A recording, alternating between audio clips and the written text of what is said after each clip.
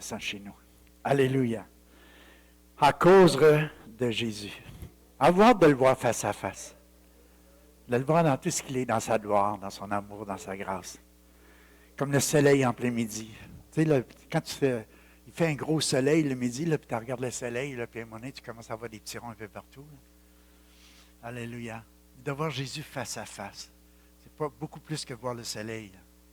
C'est le soleil de la justice. Mais de le voir, c'est de le contempler, de le toucher, de l'atteindre, de l'aimer, de l'adorer, de nous prosterner à ses pieds. De dire, tout est pour toi, Jésus. Alléluia. C'est pour ça que je vis. Je vis pour toi, Seigneur. Ma vie, c'est toi, Seigneur. Amen. Maintenant, on veut souhaiter bienvenue à Monique. Alléluia. On est content que tu sois là. Alléluia. C'est une nouvelle. Elle est arrivée à Amos dernièrement. Et puis, ce matin, on est content de l'accueillir à l'Assemblée. Catherine n'est pas là. Non. Karine. Vendredi soir aussi, il y avait une nouvelle qui était là. On veut lui souhaiter la bienvenue ce matin. Vous êtes tous bienvenus. On est bien en présence du Seigneur. Alléluia. Ce matin, on va parler d'un chrétien en santé. On veut remercier tous ceux qui ont donné avec générosité pour l'offrande qu'on a pris la semaine passée concernant le système de son. On est en train de vivre une nouveauté à ce niveau-là. Il y a eu beaucoup de dépenses. Puis, on vous remercie. Il y a moi, je mettrais presque la moitié du montant de ramasser. C'est bon, hein? Au-dessus de 3 000 peut-être. Je ne sais pas, 2 000 que. C'est des bénédictions. S'il y en a qui ont encore de donner, c'est toujours bienvenu. Mais ce que je veux dire, merci. Merci de votre générosité. Dieu est bon. Alléluia. Est-ce que vous sentez que l'automne arrive? Monique, je ne sais pas comment, mais ce n'est pas Haïti, hein? C'est pas le Port-au-Prince. Alléluia. Il y a des bons côtés au sud, puis il y a des mauvais côtés, mais ici, pareil, il y a des bons côtés, mais il y a des mauvais côtés aussi. Ce matin, je vais vous parler d'un chrétien en santé. Pourquoi? Parce que je crois que c'est ça que le Père demande. Il veut avoir une famille, des enfants qui sont en santé. Je pense que tous les pères, ils veulent avoir des enfants en santé. Quand il arrive l'automne, il arrive des gels, il arrive des froids, c'est le temps de la grippe, des microbes, plein de choses peuvent arriver. Et puis, ce qu'on veut faire, c'est faire attention, les habiller chaudement, puis dire, fais attention quand tu sors dehors, parce que là, c'est plus l'été, c'est plus le gros soleil, c'est le temps de la pluie, c'est le temps un peu plus des pluies d'automne, et puis c'est le temps de prendre des microbes, des choses de même, mais qu'on surveille tout ça. Puis ce matin, le Père, il veut regarder notre santé spirituelle aussi, puis qu'on soit en bonne santé spirituelle. Je vais vous emmener quelques points ce matin pour démontrer, est-ce que nous sommes en santé spirituelle? Est-ce qu'on vit cette santé-là que le Père demande? Première chose que j'ai écrite, c'est « Heureux ceux qui ont faim et soif ». Non, l'autre avant. Tu étais à la bonne place. Ça, c'est les fraises à Alain, on va y voir tantôt. Il est là, Alain. Tu es à récolter. C'est l'autre avant. Noé, tu as juste à reculer. Merci beaucoup. « Heureux ceux qui ont faim et soif de vivre comme Dieu le demande, car Dieu exaucera leurs désirs. » Ça démontre que tu es en santé spirituelle quand tu commences à avoir faim et soif de vivre comme Dieu le demande, comme Dieu le veut, comme Dieu veut pour ta vie. Tu dis, Seigneur, comment tu veux que je vive ça? Comment tu veux que je réagisse à ça? Comment tu veux que je me conduise? Et quand il y a une faim et une soif pour ça, il y a quelque chose qui se passe. Fait que, moi, je pense que, comme on est rendu, vous savez, c'est le temps des récoltes, puis on est content. À l'automne, on voit des fois nos récoltes, on parlait des fraises tantôt à Alain, on va y voir tantôt. Là. Il y a gros chaudière bien plein. Mais moi, chez nous, j'avais planté ma vigne. Des fois, on mange des tomates aussi, on mange des raisins. Mais je pense que mes raisins, cette année, ça va être l'année prochaine. La première gelée qui arrive, bien souvent, j'avais planté une douzaine de plants. Puis cette année, il y en avait de la grappe de raisin incroyable. Il y avait juste un pied, là, il y avait de quoi appeler plusieurs paniers, je pense. Puis là, j'ai dit, mais ça n'était pas gros encore. Ça nous prend encore 2-3 semaines de chaleur pour avoir vraiment une belle récolte. Mais là, les feuilles ont commencé à geler. La première fois, petit gel. Les feuilles ont commencé à être tristes un peu. Tu voyais qu'il était déprimé. Tête tombante. Mais cette semaine, le deuxième gel, lui, il a descendu plus profond parce qu'il y avait moins de protection. Puis des fois, la santé spirituelle, c'est un peu comme ça, qui arrive l'automne avec les premières gelées. Il faut comme les couvrir. Il faut comme penser d'avance pour essayer de les protéger. Puis la vie chrétienne, des fois, on est exposé à plein de choses. Et puis des fois, ça ne vient pas de la première shot, là. Mais à un moment donné, on voit qu'il y a certains chrétiens, des fois, il arrive des événements, des situations de vie qui fait que tout à coup, les feuilles sont attaquées. Puis après ça, des fois, ça descend dans le fruit. Ça, c'est triste quand tu perds ta récolte. Il y a quelque chose qui est là, qui n'est plus là. Que le Seigneur veut tellement qu'on soit en santé, qu'on se protège de toutes les gels qu'on peut vivre dans nos vies, de toutes sortes de situations, des affaires pénibles qui peuvent se produire. Vous savez, hier, on était au salon funéraire, mon ex-beau-frère est décédé, 62 ans. C'est jeune. 62 ans, crise de cœur. Juste dire, il n'y a pas d'âge aujourd'hui pour partir. Il faut être prêt. Puis, moi, je pense que mourir, ce n'est pas une perte, c'est un gain, c'est une promotion, c'est un plus. Mais Dieu nous a créés pour vivre. Et je pense que c'est à cause du péché, on doit aspirer à vivre une vie de changement. On va le voir tantôt, où est-ce qu'on va vivre des changements dans notre vie progressifs tout le temps, mais on s'en va vers les nouveaux cieux, la nouvelle terre, la gloire, puis il y a des bonnes choses. Il y a des bons changements qui s'en viennent. Et je pense que c'est excitant pour nous autres dans notre esprit de savoir qu'on est juste là temporairement. Mais il reste que dans la vie présente qu'on a à vivre, on doit la vivre en santé spirituelle, puis on doit toujours faire face à ça. On ne sait pas quand est-ce qu'on va rendre l'âme, quand est-ce qu'on va aller devant Dieu, quand est-ce qu'on va se présenter devant lui, puis on va avoir des comptes à lui rendre de ce qu'il nous a confié, de ce qu'il nous a donné, comme bon et fidèle serviteur ou autre. Là. Fait que moi, j'espère de tout mon cœur qu'on va tous rentrer dans la joie du Maître. On va être bien avec lui. Fait qu'il faut faire attention à ces gelées-là, parce qu'on peut voir nos récoltes disparaître facilement. Alléluia. Fait que j'avais écrit « c'est pas le bonheur pour moi ». J'avais juste mis c'est pas le bonheur quand tu perds ta récolte. Comme le Père, je pense qu'il... Je ne veux pas dire que le Père vit des émotions tristes, mais je pense qu'il est attristé pareil quand il voit que ses enfants s'éloignent de lui. Je ne marche pas dans ses voies, puis qu'ils n'ont pas faim et soif. Savez-vous que ça veut dire avoir faim puis avoir soif? Moi, je veux dire, quand il arrive l'heure du midi, des fois, on mange juste, j'ai pas faim, mais je mange pareil par habitude. Pourquoi? Parce que je veux me conserver en santé. Mais il y a d'autres fois, là, j'ai vraiment faim. Mettons, tu vois une tarte au bleuet, comme on a vu cette semaine. Hein? Tu as déjà mangé assez, mais quand tu la vois, il y a qu'un petit peu ce qui veut dire on va manger de la tarte au bleuet. Au framboise, c'est encore mieux. Pour moi, ça dépend des goûts. Mais au bleuet, c'est bon aussi. Il y a une faim, il est là. Fait que quand tu as vraiment faim, imagine que tu as passé, je ne sais pas moi, plusieurs jours perdus à quelque part, tu n'avais pas accès à la nourriture, puis là, tout à coup, tu t'en shakes quasiment, tu vois quelque chose, n'importe quoi, un morceau de pain, tu vas être content de le manger. Tu ne commenceras pas à être difficile sur la nourriture. Tu vas prendre qu'est-ce que c'est qui va te tomber sous la dent. Tu vas dire, moi, je veux manger, j'ai faim. Ou tu te perds dans un désert. Ça fait 3 jours, tu n'as pas bu. Tu sors de là.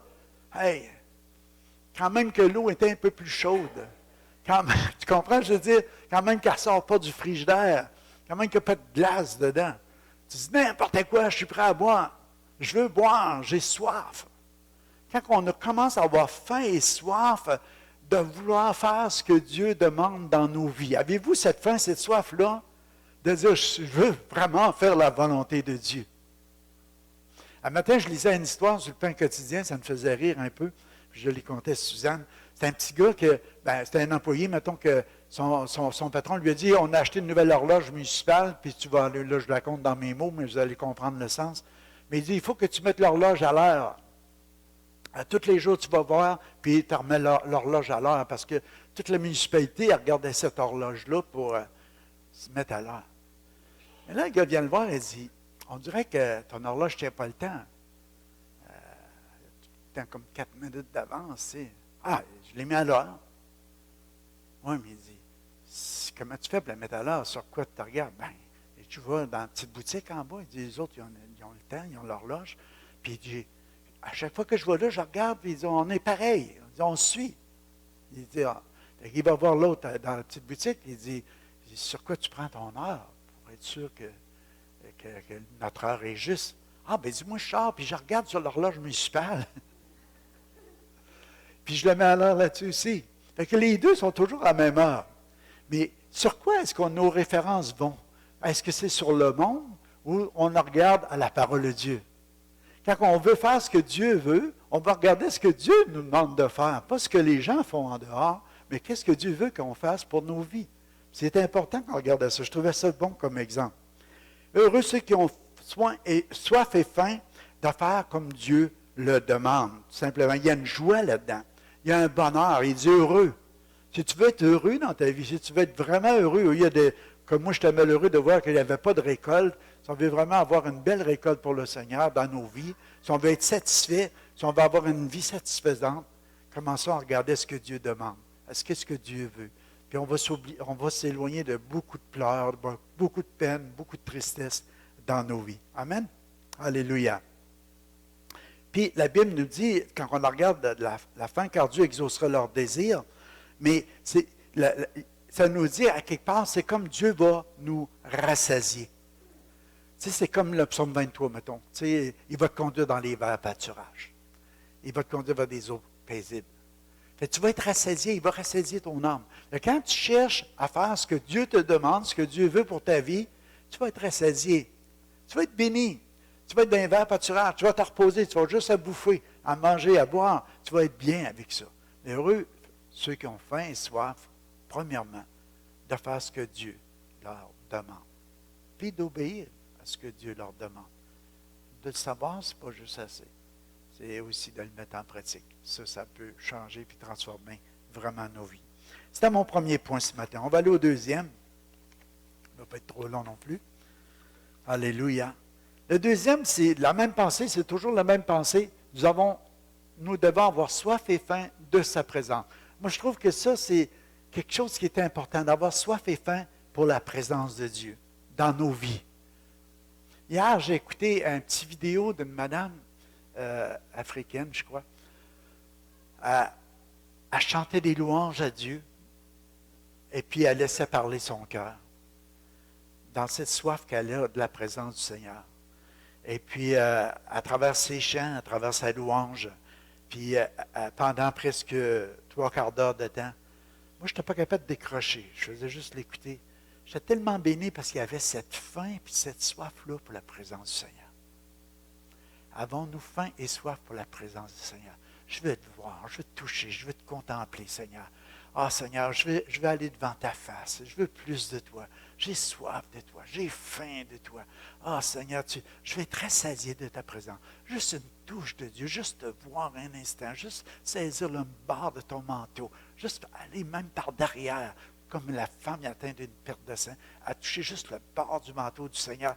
Puis, tout de suite, elle a reçu qu'est-ce qu'elle avait besoin dans son corps. Tu sais, avoir faim et soif pour la présence de Dieu. Cherchez premièrement le royaume de Dieu et sa justice. Et toutes les autres choses vous seront données par-dessus. Si on réaliserait que chercher les choses d'en haut, les choses sont auprès de Dieu. C'est ça, chercher la face de Dieu. Chercher l'approbation de Dieu. Chercher le sourire du Père. Oh, alléluia! Fais-tu longtemps que tu as fait sourire le Père? J'entends qu'à chaque jour, il te regarde aller, puis à cause de ta soif, puis de ta faim, de faire ce qu'il te demande, puis de vouloir chercher sa face, puis d'être dépendant de lui, ça le fait sourire. Il aime ça. Un papa, il aime ça quand il voit ses enfants courir après lui. Tu sais, puis il dit, « Ah, papa, prends-moi. Ah, papa, je veux plus de toi. Papa. » Alléluia. Le père, ça le satisfait. Même, c'est rare que les pères vont dire, « Ah, tasse-toi, j'ai pas le temps de m'occuper de toi. Va-t'en, là. On se verra ce soir. Au-delà, papa travaille. » Mais tu t'arrêtes un instant, tu dis, il a besoin d'un câlin, je vais lui donner. Il a besoin d'un bec, il a besoin d'une tape sur l'épaule. Je vais être là pour lui. Vous comprenez ce que je veux dire ce matin? Aujourd'hui, il y a tellement de publicité dans ce monde. On regarde les médias, on regarde la télévision, on regarde les journaux, on regarde les revues, n'importe quoi. Ça nous incite toujours à acheter des bebelles. Il y en a qui savent que c'est vrai. Tu es toujours en train de dire, tu n'es pas satisfait de ce que tu as, tu pourrais avoir d'autres choses. Tu vas tellement être heureux si tu as le dernier modèle, au lieu d'avoir, je ne sais pas moi, un 4 roues telle marque, tu vas avoir une autre marque, ça va être mieux. Toujours continuellement en la quête du bonheur de posséder des choses de la terre, en pensant que ça va te rendre heureux. Non, c'est bien plus cherche la présence de Dieu. Parce que toutes les autres choses, le Seigneur va te les donner. Les choses que tu as besoin. Puis le contentement. À un moment donné, tu vas être heureux de ce que tu as. Alléluia. Merci pour ça, Seigneur. Mais on vit dans cette génération-là, présentement, on est sollicité tout le temps. Moi, quand j'étais petit gars, mon père il disait, garde, t'achètes quand tu as de l'argent. Si tu n'en as pas, t'achètes pas. Ça, c'était la pensée, la philosophie autrefois. Fait que Oui, il y a des affaires que tu peux avoir. Une maison, un auto, parce que tu vas travailler, une maison parce que tu dois rester. Tu peux acheter ça sur 20 ans, 30 ans, payer ça tranquillement. Mais acheter des bebelles, là, si tu n'as pas d'argent, tu ne les jettes pas. Sinon, tu vas tenir d'une faillite. Ils vont t'enlever ta paillasse autour de toi, ton lit, pour les plus jeunes. Pourquoi? Parce que tu ne sais pas à quel moment est-ce qu'il peut arriver une situation, tu perds ta job, il arrive une situation économique difficile, et puis parce que tu as commencé à vivre sur les années d'après, puis là, tu ne gagnes plus rien, il t'enlève tout ce que tu as. Mais quand tu vas lire les proverbes, puis tu as faim et soif de savoir ce que le Père demande, puis comment le Père veut que tu vives ta vie, tu commences à regarder tout ça, puis tu cherches sa face, puis tu cherches son approbation sur la manière que tu vas faire tes achats ou quoi que ce soit, tu vas réaliser que tu vas être bien plus sécure. Que même n'importe quelle sorte d'événements qui peuvent arriver, tu vas dire, je suis en sécurité. Pourquoi? Parce que j'ai demandé à Dieu. Parce que j'ai mis en pratique ce qu'il m'a dit de faire. Ça marche encore aujourd'hui. Vous savez, les cartes de crédit aujourd'hui, c'est facile d'en avoir. C'est facile d'avoir de l'argent à dépenser qu'on n'a pas encore, puis de dire, wow, mais j'ai tout ça, regardez ça, je suis prospère. Mais la première petite affaire qui arrive, tu perds tout ce que tu as. Pourquoi? Parce que tu t'es endetté en cas de travailler, puis là, tu ne travailles pas. Tu ne sais pas si tu vas tomber malade. Tu ne sais pas ce qui va arriver l'année prochaine ou des situations. Je ne veux pas vous mettre dans la peur ou dans la crainte. Je veux vous emmener ce matin pour être en santé. On n'a pas regardé ce que le monde fait, puis comment le monde vit leur vie, mais on doit consulter Dieu, puis regarder les principes de la parole de Dieu, puis ça va marcher. Tu vas être rassasié, tu vas être heureux, tu vas être béni. C'est la même chose pour élever nos enfants. Aujourd'hui, les gens cherchent des conseils tout partout, puis ils oublient de regarder la parole de Dieu. C'est du solide, alléluia. C'est quelque chose qui ne passera pas. C'est des principes éternels de Dieu. Si tu veux réussir, mets ça en pratique. Instruis l'enfant dans la voie qu'il doit suivre, puis quand il va être vieux, il ne s'en détournera pas. Mais si tu l'enseignes contraire, puis tu voudrais qu'il suive ça, ça ne marchera pas. Comprenez? Les principes. Amen. Vous êtes encore là, ça c'est autre chose que... Étant donc justifiés par la foi, nous avons la paix avec Dieu par notre Seigneur Jésus-Christ. C'est ce que je veux dire, c'est que la justification vient par la foi. Dans la foi, l'œuvre que Christ a faite sur la croix. Fait que quand on dit, on cherche premièrement le royaume de Dieu et la justice de Dieu, autrement dit, on cherche Jésus. On cherche la justification par la foi. Qu'est-ce que tout accompli sur la croix? Là, on sait que nos péchés sont pardonnés. On n'est pas sous la loi. Touche pas, goûte pas, prends pas, fais pas ça pour plaire à Dieu. Non. Jésus est le chemin. Chemin étroit, il n'y en a pas d'autre. Il est étroit, c'est le chemin de la grâce, c'est lui qui va te conduire au Père, parce que c'est Jésus qui est mort pour nos péchés. Ce n'est pas Pierre, Jean-Jacques. C'est Jésus qui a payé le prix pour toi. Il n'y a pas autre chose. Tu ne peux pas être sauvé par tes œuvres. Tu ne peux pas te glorifier de ton salut. C'est Jésus qui a tout accompli. Fait que passe par là. Alléluia. Ça plaît au Père. Si tu passes par là, le Père peut entendre tes prières. Puis le Père, il t'aime. C'est lui qui a donné son Fils unique, afin que quiconque croit en lui ne périsse pas, mais qu'il ait la vie éternelle. C'est lui qui a pourvu pour qu'on puisse revenir à la maison, puis qu'on puisse avoir le festin, le veau gras, ou toute l'autorité, la bague, les souliers, pour qu'on puisse marcher dans une nouveauté de vie, prendre un nouveau départ avec lui. Amen. Alléluia. Et justifié par la foi. Fait que notre plus grand désir, c'est être semblable à lui en vivant près du Père. Amen. Alléluia. Moi, je regardais hier, je marquais exemple les bonbons. Comment il y en a qui aiment les bonbons? Ma mère, elle me disait tout le temps quand j'étais petit, pas trop de bonbons, les enfants, vous aurez plus faim. C'est vrai? Tu manges une poignée de bonbons avant d'aller pour le repas du midi, tu n'as plus faim. Parce que le bonbon, ce n'est pas de la bonne nourriture pour te garder en bonne santé. Mais c'est bon d'en manger de temps en temps. Je ne suis pas contre le fait de manger des bonbons. Mais quand tu en manges trop de tout ça, ça t'enlève la faim pour les bonnes choses. Et puis c'est pour ça que ma mère, elle savait ça, puis elle disait, regarde, les bonbons, c'est après manger, c'est pas avant. Parce qu'avant, tu n'auras plus faim pour manger. L'autre jour, on l'a fait, mon petit Suzanne. On a été au McDo, puis on s'est pris une crème glacée en achetant du McDo pour manger, puis on a mangé la crème glacée en descendant, puis on a mangé le McDo après. On a trouvé ça bon. Mais si on en aurait mangé 3-4, peut-être qu'on n'aurait pas mangé le McDo. Amen. Il y a un fil qui accroche un peu. OK. Tout ça pour vous dire, c'est pas grave. La seule chose à faire pour acquérir toute la plénitude et toute sa justice, c'est avoir faim et soif de lui. Ce n'est pas grand-chose, Dieu nous demande, c'est d'avoir faim et soif de lui pour pouvoir obtenir toute notre justice qui vient de lui seul, avoir soif de Jésus, avoir faim de sa présence, avoir faim de ce qu'il demande. C'est comme ça qu'on va être heureux, c'est comme ça qu'on va être ressaisi, c'est comme ça qu'on va être béni. C'est pour ça que le Seigneur nous dit à un moment donné, dans le dernier jour de la grande fête, c'est dans Jean 7, 37, quand il dit, Jésus se tenant debout s'écria, « Si quelqu'un a soif, qu'il vienne à moi et qu'il boive. Qu'il vienne à moi et qu'il boive des fleuves d'eau vive. » Vous connaissez la suite. Avez-vous soif et faim? Venez à Jésus. Oh Seigneur Jésus, j'ai faim, j'ai soif. Je veux plus de toi, Seigneur. Je veux m'abreuver à toi. Alléluia. Oh, quand tu commences à voir sa face, ton visage n'est plus le même. Tu deviens rayonnant de joie. Tu brilles de quelque chose de nouveau. Alors, regarde quelqu'un qui a passé un petit peu de temps en présence de Dieu, là.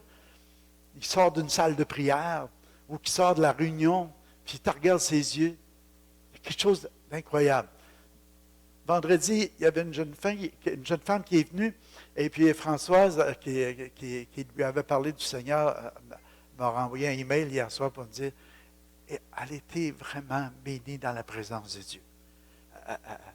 Elle a travaillé toute la nuit, puis elle était supposée d'être là ce matin, pareil, qu'elle m'a dit, elle voudrait y aller, mais elle n'a pas l'air d'être là ce matin. Mais c'est juste dire que, à minute, tu découvres Dieu, tu t'approches de Dieu, tu commences à être touché par l'amour de Dieu. Wow! Tu dis, hey, ça existe sur la terre, ça. Je ne veux pas perdre ça. C'est ça qui est le meilleur. Ça, ce n'est pas des bonbons. Alléluia. C'est du vrai. Moi, c'est ça que j'ai soif. Fait que le deuxième point, c'était ça, avoir soif et faim pour sa présence. Tu sais, je regarde des passages comme dans les psaumes, quand on dit, comme la biche qui soupire après les courants d'eau. Mon âme soupire après toi, ô Dieu. Des fois, tu te réveilles la nuit. Des fois, c'est, tu sais, il dit, mes larmes sont ma nourriture. Parce que je voudrais plus du Seigneur. Je voudrais plus de lui. Je voudrais toucher au Seigneur. Quand tu es rendu à pleurer, ça devient une nourriture pour toi parce que tu as soif et faim pour le Seigneur. Le troisième point pour être en santé spirituelle, c'est d'avoir faim et soif de bénir les autres. Moi, je pense que ça démontre ce qu'il y a dans le cœur du Père. Si tu veux faire ce que le Père demande, si tu veux lui obéir, si tu rentres dans sa présence continuellement et tu passes du temps avec sa présence, tu vas commencer à représenter qui qu'il est sur la terre. Le Père a tellement aimé qu'il a donné. Jésus a renoncé à sa propre vie. Il n'y a pas plus grand amour que de donner sa vie pour les autres. Fait que tu veux bénir les gens autour de toi. Fait que premièrement, tu vas avoir un cœur pur, parce que tu n'as pas un cœur partagé. Tu as un cœur qui recherche à vivre comme Dieu le demande. Tu recherches sa présence. Et puis ça a transformé ta vie, ça a changé ta vie. Puis ça va t'emporter à vouloir tout simplement à faire des choses que le Père puis que Jésus a fait quand il était sur la terre. Jésus était toujours sensible aux besoins des gens. S'il voyait quelqu'un dans la souffrance, il voulait soulager ses souffrances. Son cœur était tout emporté continuellement à vouloir aider les gens autour de lui. C'était comme ça. Puis, c'est pour ça qu'il dit, heureux ceux qui procurent la paix parce qu'ils seront appelés fils de Dieu. C'est qu'à quelque part, on a ce ministère-là en dedans de nous autres en disant, on veut que les gens se mettent en communion avec le Père. On veut que les gens puissent avoir la paix avec Dieu. Qu'ils puissent faire la paix avec Dieu, la paix avec eux autres mêmes, puis la paix avec leurs semblables, avec les gens qui sont autour d'eux autres. Ce désir-là est intense dans nos cœurs parce qu'on vit une relation puis une communion. On est tellement rassasiés dans la présence de Dieu qu'on voudrait que tout le monde goûte puis les mêmes choses qu'on goûte chacun de nous autres. Je disais à quelqu'un cette semaine comment l'importance de dire, puis la semaine passée, je pense que je l'ai partagé dans un nouveau pas qu'on doit faire, et quand on veut faire un nouveau départ, de s'assurer comme le gars qui va voir son maître et il ne peut pas remettre une dette, puis qui réalise que tout à coup, qu'il plaide à son patron, qu'on pourrait dire, sois patient avec moi, je vais essayer de tout te payer, malgré qu'on sait que c'était impossible, il y avait une dette énorme. Puis il dit, sois patient avec moi. Puis il plaide ça jusqu'au temps que le cœur est touché, la compassion vient dans le maître qui lui dit, OK, je te remets toute ta dette, tu ne dois plus rien, va-t'en, sois joyeux, sois heureux, recommence à nouveau, tu as un nouveau départ dans ta vie, ça va être merveilleux. Le gars sort de là, puis il prend son chum à la gorge. Hey, tu me dois un petit peu d'argent, mais il faut que tu me le donnes tout de suite. Sinon, on va te faire mettre en prison. Aucune grâce, aucune compassion. Il vient de recevoir tout ça, puis il est pas capable de l'exercer envers les autres. On est prêt à lapider, un peu comme la femme qui était surprise en adultère. Tandis que Jésus lui dit, moi, je ne te condamne pas. Quelle sorte de cœur qu'on a? Le Seigneur dit, heureux ceux qui vont procurer la paix. Ce que Dieu veut, c'est qu'on soit des instruments de paix. D'emmener les gens à vivre la paix avec Dieu, puis la paix entre eux autres. Apprendre à se pardonner. Apprendre à s'ajuster. Au lieu de juger, puis de condamner, puis de crier haut et fort. Quand on sait tout ce que Dieu nous a pardonné, puis que nous autres, on voudrait lancer des pierres à un autre. On est qui pour faire ça? Laissons les gens dans les mains de Dieu. Mais soyons de ceux qui essayent d'emmener la paix. Alléluia. C'est à ça qu'on est appelé dans notre ministère. Il dit, tu aimeras le Seigneur ton Dieu de tout ton cœur, de toute ton âme, de toute ta pensée, de toute ta force. Ça, c'est le premier commandement. Et voici le prochain. Tu aimeras ton prochain comme toi-même. Il n'y a pas d'autre commandement plus grand que ceux-là. La première chose, mes amis, si tu veux aimer ton prochain comme toi-même, il faut que tu aimes Dieu. Si tu n'aimes pas Dieu de tout ton être, pour ça que c'est les premiers points le plus important. Chercher à faire ce que Dieu demande.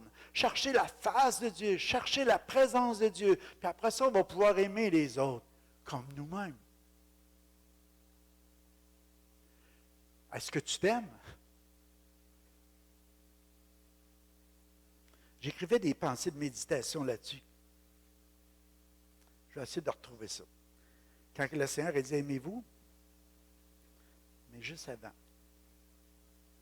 j'écrivais « Comment ne nous aimons-nous nous-mêmes » C'est la question.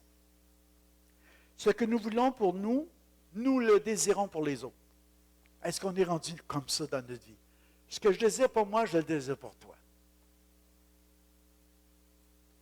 Tu sais, on n'est pas envieux. On n'a pas peur que l'autre ait plus de choses qu'on a. Ce qu'on désire pour nous, on voudrait que les autres l'aient. En général, le monde s'aime après et aime les autres. Moi, premièrement, moi d'abord, l'Amérique first. Comme disait M. Trump. Mais là, on parlait de plusieurs millions d'habitants. Mais il disait notre pays en premier. Mais si on regarde les principes de Dieu, ce n'est pas tout à fait ça. C'est le principe du monde. Jésus nous enseigne à aimer les autres comme si c'était nous-mêmes. Comme si c'était nous-mêmes. Il n'a pas dit de s'aimer premièrement et d'aimer les autres par la suite. Il dit, aimons notre prochain comme si c'était nous-mêmes. Puis là, Jésus dit, je vous donne un commandement nouveau. Puis vous savez, il dit, aimez-vous les uns les autres comme je vous ai aimé. Comme je vous ai aimé. Il n'y a pas de plus grand amour que de donner sa vie pour ses amis. Aimez Jésus. Aimez les autres comme Jésus nous a aimés. Comment il nous a aimés? Il a renoncé à son égalité avec le Père. Il a renoncé que les anges le servent. Il a décidé de venir sur la terre. Il a pris un corps semblable au nôtre. Il a vécu une vie. Puis à un moment donné, dans cette vie-là qu'il a vécue, il a souffert. Il a été méprisé, il a été abandonné, il a été battu, il a été bafoué, il a été crucifié. Jusqu'au bout. Par amour pour nous. Puis il dit, aimez-vous les uns les autres comme je vous ai aimé. Es-tu prêt à souffrir comme ça? Es-tu prêt à renoncer comme ça pour aimer les autres? Tu comprends? Ça va loin. C'est ça que le Seigneur nous demande de faire. Jésus donne l'image. Il dit, un jour, il y avait un Samaritain, il dit, on ne parlera pas de Samaritain, il y a un homme qui descend de Jéricho, de Jérusalem vers Jéricho. Puis les brigands l'attaquent, puis les brigands le battent, puis les brigands le laissent à moitié mort, puis ils s'en vont.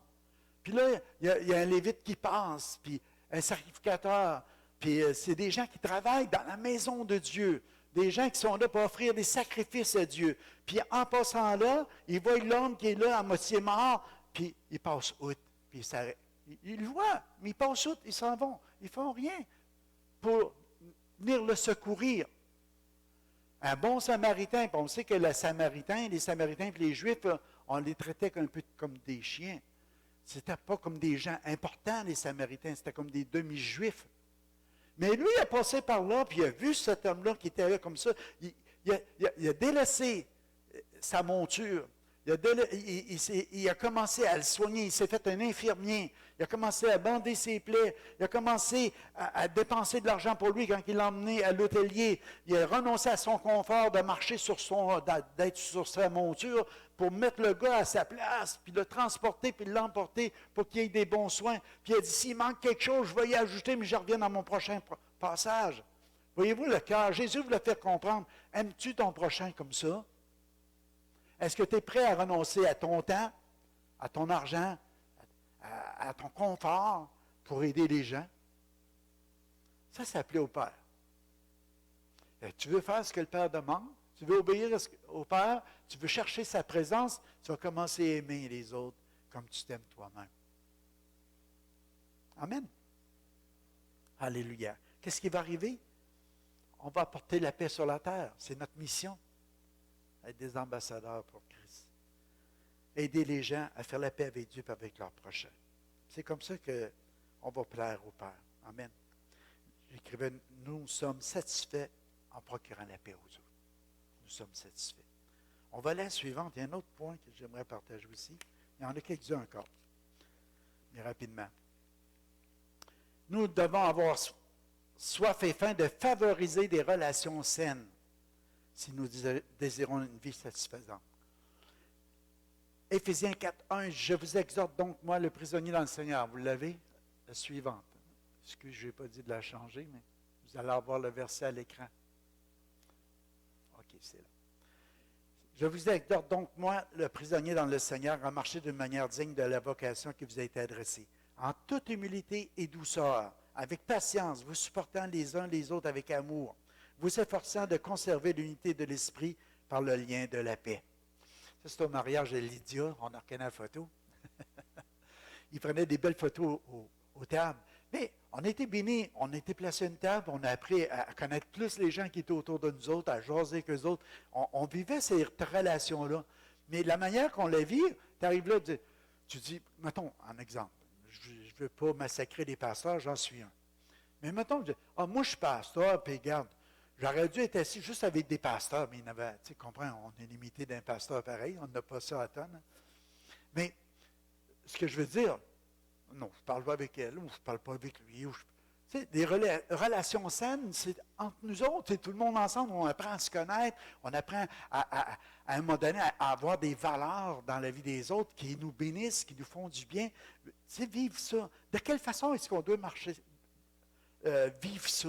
Moi, je pense que Paul nous enseigne quelque chose dans Éphésiens 4.1 quand il dit « Je vous exhorte donc, moi, le prisonnier dans le Seigneur, à marcher de manière digne de la vocation qui vous a été adressée, en toute humilité et douceur, avec patience, vous supportant les uns avec les autres, avec amour, avec charité, vous efforçant de conserver l'unité de l'esprit par le lien de la paix. » Qu'est-ce qu'on peut retirer à travers ça? On peut plaire au Père en commençant à marcher comme des enfants de Dieu, comme une famille, la famille de Dieu. On n'est pas toujours en chicane. Même ma mère, elle me disait des fois, c'est chat et chien qui se met dans la maison entre les gars et les filles. Avez-vous déjà entendu cette expression-là? Des fois, on se graffinait, des fois, c'est les filles qui graffinaient, nous autres, des fois, on mordait. Mais s'il arrivait quelque chose, par exemple, à mon frère ou à ma soeur, on était là. Tu t'en vas à l'école, puis un petit baveux qui arrive, excuse le mot, puis il commence à vouloir faire mal à ton jeune frère, tu vas y faire une passe. Pas vrai? J'ai entendu hier une histoire, j'ai trouvé bonne. Il y avait un jeune qui il était à l'école, puis il passait son temps à vouloir faire son petit coq, puis il battait les autres. Tu sais, il était dur avec les autres enfants. Les pères, ils se sont rassemblés ensemble, ils ont dit, on va régler la situation. Ils ont pris le petit gars, mais ils sont mis des cagoules. Ils ont pogné le petit gars, ils l'ont emmené proche de la rivière, faites pas ça. Hein?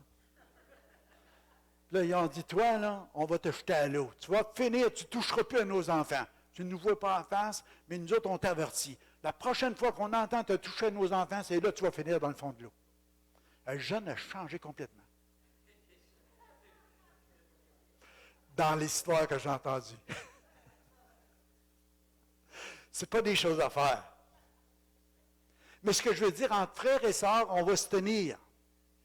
On peut des fois se graffier, on peut des fois se mordre un peu. Mais quand il arrive une situation qui se vit comme ça, quelqu'un veut faire du mal à un membre de la famille, oh boy, on va se tenir. Moi, je me rappelle, mon père, il avait une fois loué la maison à quelqu'un, et puis quand on voulait passer sur le terrain pour aller à un chalet qu'on avait, il ne voulait plus qu'on passe. On a dit à mon père, on va régler ça. Mon père dit, non, non, non, non, non. Il savait ce qu'on voulait dire, on n'était pas chrétien. On vivait la religion à cette époque-là, on était un peu différents. Mon père dit, non, non, touchez pas à ça. Touchez pas à ça. Et ça va virer mal, ça. Il ne voulait pas qu'on fasse ça. Donc, on s'est fait un autre calvette pour nous passer par ailleurs. Il faut respecter le monsieur. En tout cas, je ne faisais pas l'histoire de ce gars-là, mais ce n'était pas un cadeau. Alléluia. Vous savez, j'écrivais hier, c'était un peu comme faire une sortie à un bateau sur la mer. Il y a des fois, tu prends ton boat, là. Georges n'est pas là. Des fois, tu prends ton boat, là, puis tu sors sur la mer, là. Puis c'est tranquille, c'est paisible, c'est donc le fun, c'est merveilleux, le soleil est là, pas trop de vent, pas trop de vagues. Imagine quand la tempête se lève d'une shot. Là. Le vent commence, c'est en plein milieu du lac. C'est pas agréable. Les disciples de Jésus ont vécu ça. Mais des fois, les relations, des fois, ils ne sont pas saines. Des fois, on vit une relation, puis il me semble que tout est calme, tout est beau, tout va bien. Puis tout à coup, il arrive une situation, puis c'est comme la guerre. C'est comme tout à coup, le vent se lève, puis là, ça gronde. Puis là, tu dis, comment je vais contrôler cette situation-là? Qu'est-ce qui se passe? Tu es tout surpris que dans cette relation-là, tout à coup, les choses ne sont pas comme tu pensais que c'était. Vous savez, ça, c'est quand tu t'éloignes un petit peu de Dieu, c'est dangereux. Si tu es un petit peu moins fin pour la présence de Dieu, si tu n'es pas capable d'exercer cette relation-là avec les autres, puis d'aimer les autres comme Dieu t'aime, comme Dieu t'a accepté, tu acceptes les autres comme ils sont, tu sais, de vivre cette relation-là avec les autres, là, tu t'écoutes, tu te dis, mais qu'est-ce que je vais faire dans cette relation-là? Là, Paul dit, moi, je suis prisonnier dans le Seigneur. Paul est en train de dire, moi, je suis en prison. J'ai perdu une certaine liberté. Je souffre dans mes chaînes. Je ne suis pas vraiment libre. Mais je suis prisonnier dans le Seigneur parce que je suis mis là. Ce n'est pas parce que j'ai mal agi. C'est parce que je veux vraiment être quelqu'un qui représente Jésus-Christ sur la terre. Il dit, moi, prisonnier dans mes chaînes, et je vous exhorte maintenant, en toute humilité, avec de la douceur, avec de la patience, vous supportant les uns les autres avec amour. Tu es plié à Jésus, tu es rempli de l'amour du Père, tu vois la face de Dieu. Pas parce que tu es mis en prison, ta relation avec Dieu est coupée. Amen. Ils peuvent te couper de la relation des autres, mais pas de celle-là. Mais Paul est en train d'enseigner, il dit, allez-y avec un peu d'humilité, avec de la douceur, avec de l'amour, vous supportant les uns les autres. C'est comme ça, quand il arrive cette tempête-là sur la mer, dans une relation avec des autres, tu te dis, je ne comprends pas, là, ça va trop loin, je n'ai rien fait pourtant pour récolter ça. C'est parce qu'il arrive un événement, une situation, que tout à coup, c'est une tempête qui se lève. Voyons donc, pourquoi? Regarde, reste calme, reste humble, reste doux, supporte, aie de l'amour. C'est comme ça que Dieu veut qu'on soit. Amen. Et si vous avez à vivre quelque chose, si tu veux vraiment avoir une vie satisfaisante, si tu veux vraiment aie soif puis faim pour ça, de cultiver ces relations-là de cette façon-là, c'est comme ça que tu vas garder la paix à l'intérieur. Puis quoi que ce soit qui arrive dans la tempête, au nom de Jésus, on va être calmer. Amen. Alléluia. On a cette autorité-là. Alléluia. J'écrivais, sommes-nous prêts à renoncer à notre liberté et à accepter la souffrance pour conserver des relations saines? Des fois, on peut en perdre un peu de liberté. La liberté de parler comme tu veux, de dire les choses comme tu veux, puis d'accepter de souffrir en silence, comme Paul aussi. Mais parce que conserver cette relation-là, c'est tellement important, relation saine. Parce que notre ministère, c'est que les gens soient en paix, avec Dieu puis avec leurs semblables. Éphésiens 4, 29 nous enseigne quelque chose aussi qui vient de Paul. Il dit qu'il ne sorte de votre bouche aucune parole mauvaise, mais s'il y a lieu, quelques bonnes paroles qui servent à l'édification et communiquent une grâce à ceux qui l'entendent. Une grâce, c'est une faveur imméritée. C'est un cadeau. Ceux qui l'entendent, tu leur donnes un cadeau. Alléluia. C'est ça que tu fais. Il sort juste des bonnes paroles de ta bouche. Des paroles qui vont bâtir quelqu'un, qui vont l'édifier, qui vont faire de lui une personne meilleure, qui communique une grâce. N'attristez pas le Saint-Esprit de Dieu, par lequel vous avez été scellés pour le jour de la rédemption. Que toute amertume, animosité, colère, clameur, calomnie, toute espèce de méchanceté disparaisse du milieu de vous. Soyez bons les uns envers les autres, compatissants, vous pardonnant réciproquement, comme Dieu vous a pardonné. On a tellement de modèles dans la parole de Dieu. Moi, quand je regarde comme Dieu m'a pardonné, essaye d'imaginer, c'est comme, je sais tous les péchés que j'ai faits, je ne vous les dirai pas, je vous fais grâce. On n'est pas au confessionnal, comme on disait à l'époque. Mais je sais une chose, Dieu, à chaque jour, dans ma relation, puis ma communion que j'ai avec lui, puis j'aime cette présence-là du Père, c'est toujours cette grâce, cette faveur imméritée. Jamais le Père va mettre le doigt, puis il va dire, « T'en rappelles-tu, je t'ai pardonné ça. T'en rappelles-tu, je t'ai pardonné ça. Puis t'as retombé là-dedans, puis je t'ai pardonné encore. T'en rappelles-tu? » Jamais le Père fait ça. Il a envoyé ça dans la mer de l'oubli. Et celui qui rappelle les fautes divise les amis. C'est dans les Proverbes. Celui qui rappelle. Puis quand tu es en train, oh, oui, là, je me rappelle ce que tu as fait, là. Tu viens de briser ta relation. C'est pas sain l'affaire. Tu rappelles les fautes. Au lieu de ça, tu dis, garde, Jésus a dit, celui qui n'a pas péché, lui jette la première pierre. Du plus vieux au plus jeune, ils ont tous parti. Pourquoi le plus vieux? Parce qu'il savait qu'il en avait fait plus que le plus jeune. Il savait qu'il y en avait beaucoup qui avaient été pardonnés. On n'a pas acheté de pierre à personne. On a juste à réaliser que Dieu nous a pardonné tellement de nos offenses. Pardonnons aussi à ceux qui nous ont offensés. Puis, essayons d'apprendre en disant, oui, je peux me rappeler que j'ai eu une blessure ici, mais je peux taper dessus, ça ne fait plus mal. Parce qu'il y a une guérison en profondeur qui s'est faite. Amen. À chaque fois que je vois la blessure, je me rappelle à quel endroit ça s'est produit. Mais je n'ai pas toujours les yeux dessus. Il y a juste quand je le vois, ah, merci Seigneur, tu m'as guéri. Amen. C'est bon? J'écrivais, nous pouvons être responsables au niveau de nos opinions, de nos impressions, de nos sentiments et de nos actions. Mais si nous ressentons que ça commence à bouillir à l'intérieur. Moi, ma femme, dernièrement, c'est cette semaine, ça, je pense, quand tu as corrigé le mot du pasteur, tu as dit surveille le chaudron, parce que ça s'est mis à bouillir les patates.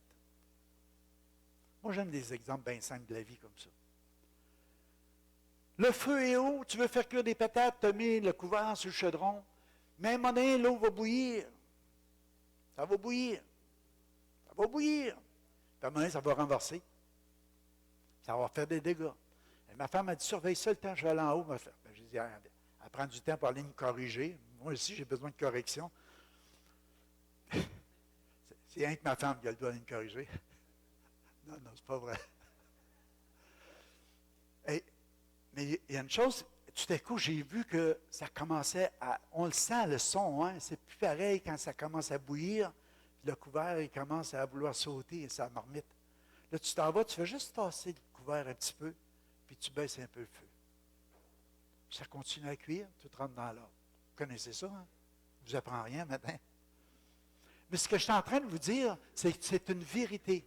C'est une vérité. Dans toutes les... Si vous voulez conserver des relations saines, quand ça commence à bouillir, tu le sais, dans une conversation, retire-toi du feu. Baisse le feu. Lève le chaudron. Fais reposer le mât. Tu comprends? Je veux dire, laisse descendre les affaires. Parce que ça arrive des fois qu'il y a des mouvements de colère. Il y a des choses qui se produisent. Puis si tu commences à vouloir répondre de la même façon, ça va faire quoi? Ça va briser la relation. Il n'y aura pas de relation saine à nulle part. C'est pareil dans les vies de couple. Il y a des divorces qui seraient épargnés des fois. Si on serait capable juste de se retirer un peu, puis réfléchir, puis penser, puis méditer à ce que Dieu veut, à ce que Dieu désire, puis commencer à vouloir mettre ça en pratique, puis d'aimer les autres comme Dieu nous aime, ça irait beaucoup mieux. Mais des fois, ça n'a pas eu lieu. Mais si vous autres, vous n'avez pas vécu des situations qui vous ont conduit à un divorce ou une séparation, bien, prévenez ça, alléluia. Quand tu vois que ça commence à bouillir, retire ça dessus le feu. Ben, va prendre une marche. En tout cas, c'est des idées. Alléluia. Laissons-nous refroidir des fois un peu, sans nous tirer une balle, OK?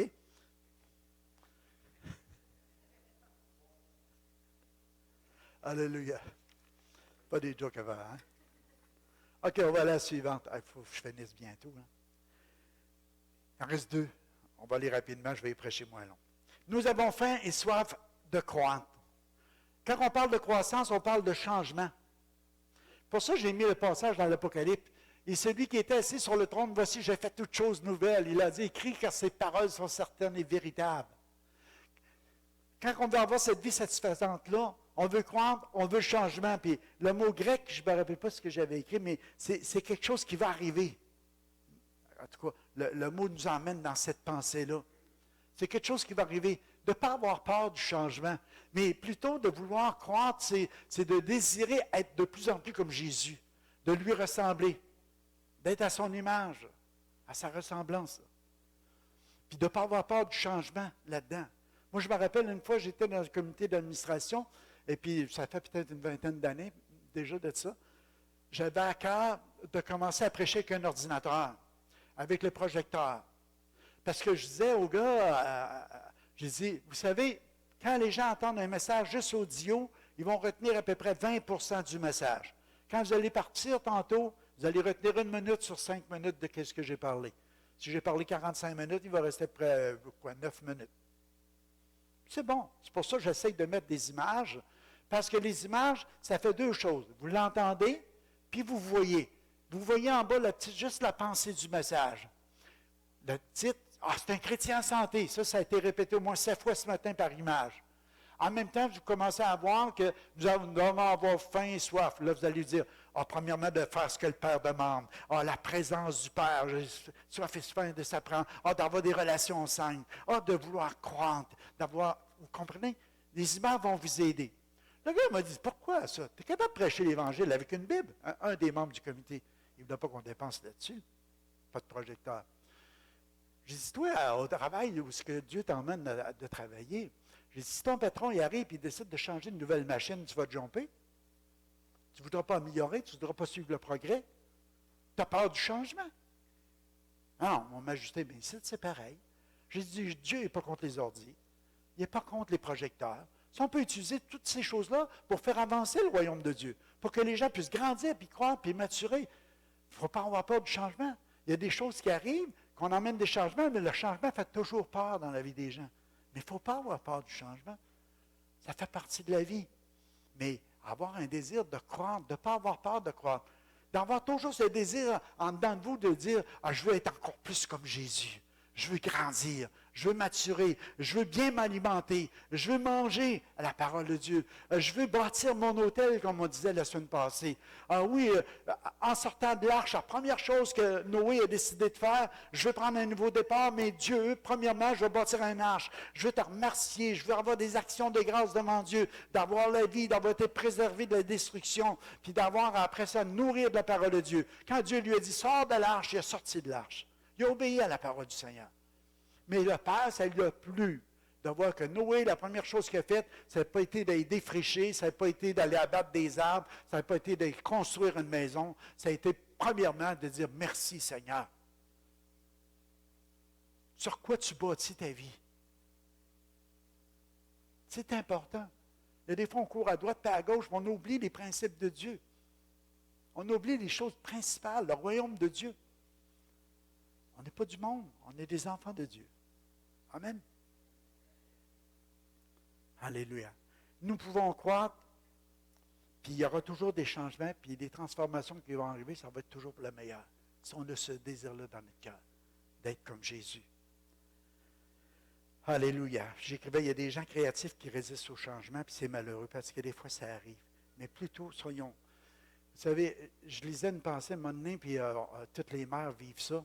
C'est comme des bébés, ils aiment le changement. Quand ça fait longtemps qu'ils n'ont pas été changés. Vrai? Attendons pas d'être mouillés comme ça. On veut le changement. Vous savez, j'ai été voir mon physiothérapeute cette semaine. Je peux vous conter cette histoire-là. Mais c'est des images, pour vous dire. J'ai été le voir, puis vous savez, au mois d'avril, je n'étais plus capable de tourner la tête comme ça, ni à droite, ni à gauche. J'étais capable encore de dire oui. Non, je n'étais pas capable. J'avais de la misère. Et puis, j'avais été voir le docteur, il m'a fait passer des rayons X, tout ça, puis l'arthrose, puis l'usure, puis toutes sortes d'affaires. Tu sais, à force de dire non, ça a fait ça. Mais, à la suite de ça, il m'a dit, il va te faire voir un physiothérapeute. Vous savez que c'est pas long, hein? Il m'a appelé cette semaine pour dire, il y a un rendez-vous qui s'est cancellé, veux-tu venir? Ça fait une couple de mois, hein? Le mois d'avril, elle est là. Il dit, comment ça va ton cou? Ben, ça va mieux sur le coup, là, tu sais. Ça va un petit peu mieux. Mais, j'ai dit, j'ai encore des douleurs quand je force l'affaire un peu trop loin. Fait qu'il a tout examiné ça, il m'a donné des exercices, et il m'a fait ressortir que j'avais le menton trop de même. Il dit, quel job que tu fais? Je suis pasteur, c'est ça. Il dit, t'écoutes trop les gens de même. Tu avances toujours le menton. Il dit, au fait, tu rentres ça en dedans pour donner une chance à ta colonne, à la colonne vertébrale et cervicale. Il m'a donné des exercices à faire. Je vous raconte ça, c'était un changement. Parce qu'il y a eu un changement à cause du problème de cou, que j'ai pris des positions pour enlever la douleur qui ne sont pas bonnes. Puis à la longue, je ne m'aide pas. Puis il dit, pour t'aider, il faut que tu reviennes droit, il faut que tu recules le menton, il faut que tu rouvres un peu plus tes omoplates. Il y a plein de trucs. Là. Il m'a donné des exercices à faire avec ça. Je pense que c'est 6 ou 7 que j'ai à faire. Des exercices à tous les jours pour que ça devienne une routine de vie. Fait que j'ai fait ça. Première journée, moi, j'étais un gars obéissant. Deuxième journée, j'ai commencé à avoir mal dans le cou. Alors, j'ai dit, ça n'a pas d'allure, ça réveille des affaires. Mais c'est la preuve qu'il y a quelque chose qui se passe. Il y a un changement, vous comprenez? Si ça n'aurait rien fait, il n'y aura pas eu de changement.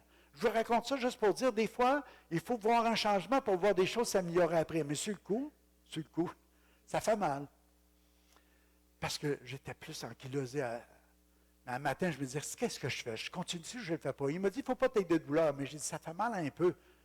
Tu sais, j'avais toutes les raisons de dire, je ne le fais pas. Ah non, je vais le faire encore. Je vais obéir pour le prochain mois. Puis vous allez voir c'est un gars qui va marcher comme ça, mais c'est pas parce que je suis rendu orgueilleux. C'est juste que je vais avoir pris une bonne position. Et ça fait mal quand je fais ça. Amen. N'ayez pas peur du changement. Ça peut emmener des bonnes choses dans vos vies. Vous allez être rassasiés de plein de bénédictions. Ayons faim et soif pour le changement. Je termine avec le dernier. Je vous fais grâce du reste. Là. Si vous en avez un dernier, c'est l'excellence.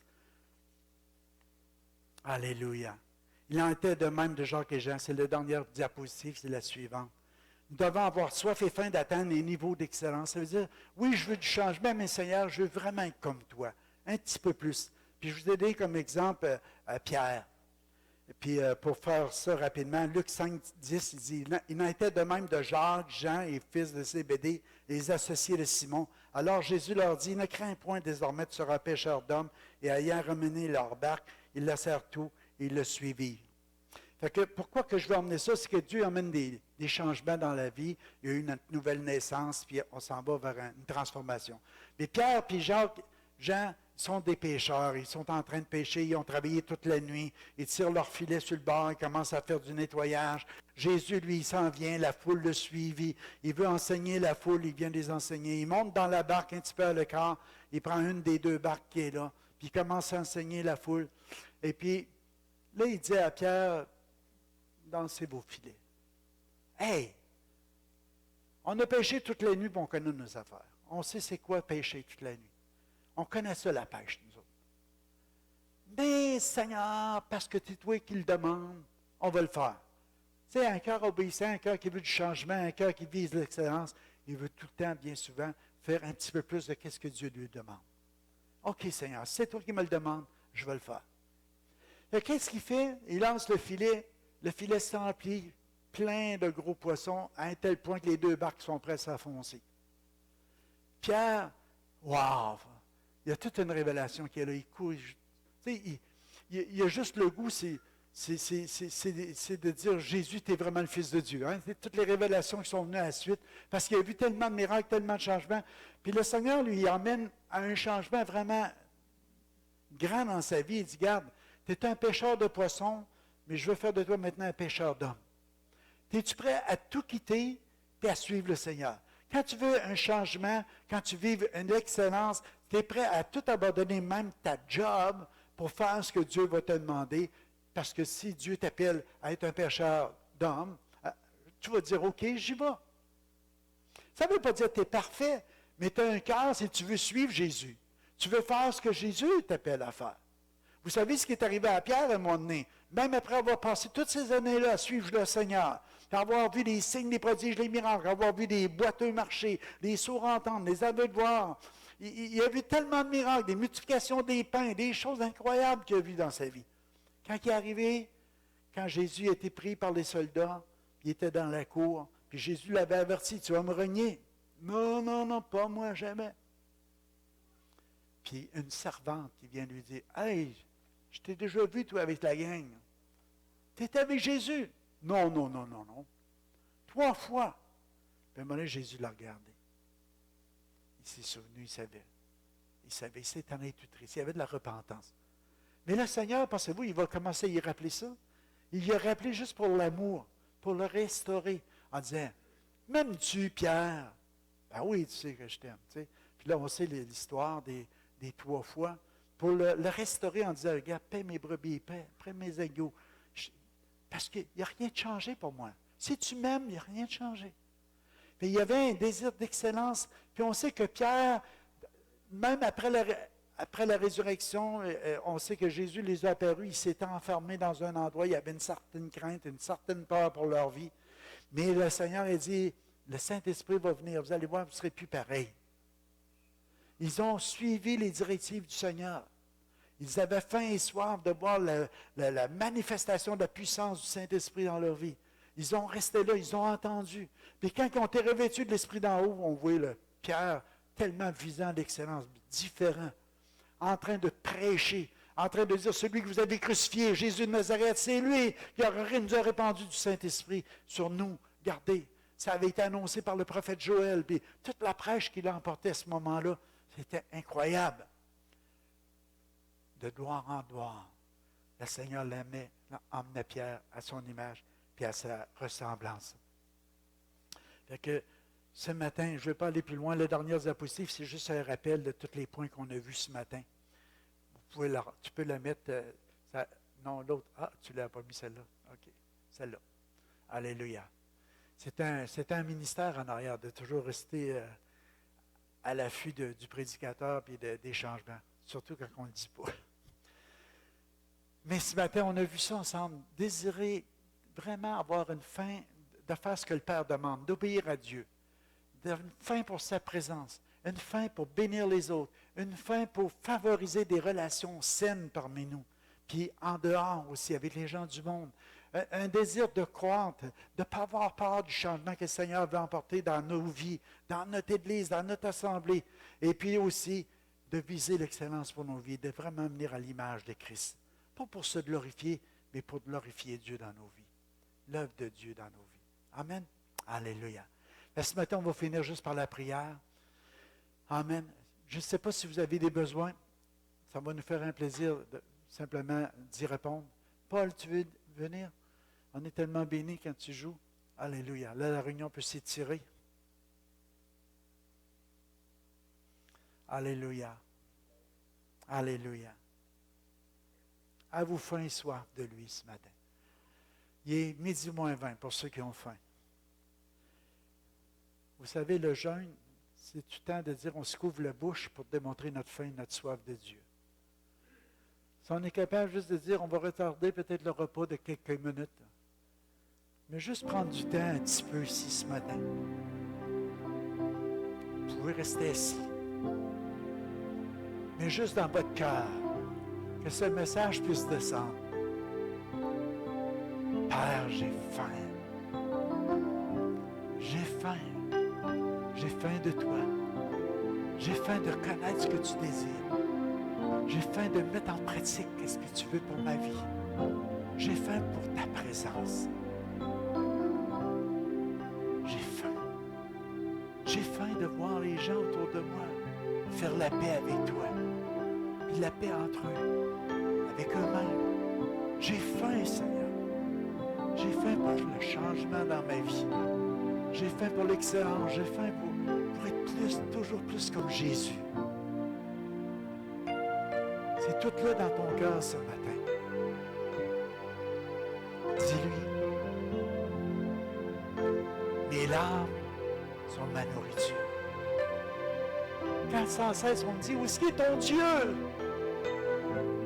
Oh, mes larmes sont ma nourriture parce que mon Dieu est vivant, parce que mon Dieu est puissant, parce que mon Dieu, je peux contempler dans son sanctuaire sa force et sa puissance. Quand je rentre dans sa présence, tout devient possible. Aucune situation que Dieu ne peut pas intervenir. Ce matin, ne limite pas Dieu. Et après, à passer du temps dans sa présence. Découvre-le. Et sois fait faim pour lui. Oh, tu vas être rassasié. C'est heureux ceux qui ont faim et soif. Tu vas voir Dieu. On a chanté un chant ce matin qui dit, on veut voir sa face. Oh oui, Seigneur. C'est notre plus grand désir ce matin. Te voir, t'atteindre, te toucher, te contempler. Je veux plus de toi, Papa. Je veux plus de toi, Jésus. Je veux plus de toi, Saint-Esprit. J'ai soif et faim de toi. Je te cherche en sanctuaire. Je voudrais te toucher. Je voudrais te contempler. Oh Seigneur, pas juste pour mes émotions ce matin, mais pour mon esprit soit rempli de ta présence. Que ton amour descende dans ce lieu, Seigneur. Il y a des gens qui sont tristes, il y a des gens qui traversent des situations difficiles, pénibles, dans leur relation avec leurs semblables, Seigneur. Oh Seigneur, une touche de toi va les transformer, va les changer. Une touche de ton amour, Seigneur, va les emmener vers cette relation de douceur, de patience, qui va apprendre à se supporter les uns les autres. Seigneur, où est-ce qu'il y avait de la chicane, de la division, de la tribulation, des persécutions, Seigneur. Tu peux mettre de l'amour, de la paix, de la joie, Saint-Esprit, Seigneur. Tu vas ramener l'unité, Seigneur, où les choses étaient brisées. C'est ma prière, Seigneur. Jésus, on ait des relations simples, Seigneur. Des relations remplies d'amour, Seigneur. En autant que ça dépend de nous, Seigneur, on recherche la paix tout au long de nous. On soit des fabricants de paix, Seigneur.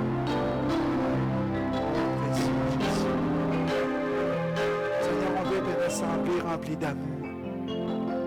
Remplie d'amour envers toi et remplie d'amour les uns envers les autres, Seigneur. On apprenne à respecter chacun de nous. À se mêler de nos affaires, Seigneur. Juste à aimer les gens, à aimer nos semblables. Au lieu d'acheter des pierres, Seigneur, c'est de remplir d'amour. Alléluia. Utilise-nous, Seigneur. Transforme-nous, change-nous. On n'a pas peur du changement, Seigneur. C'est pour le bien.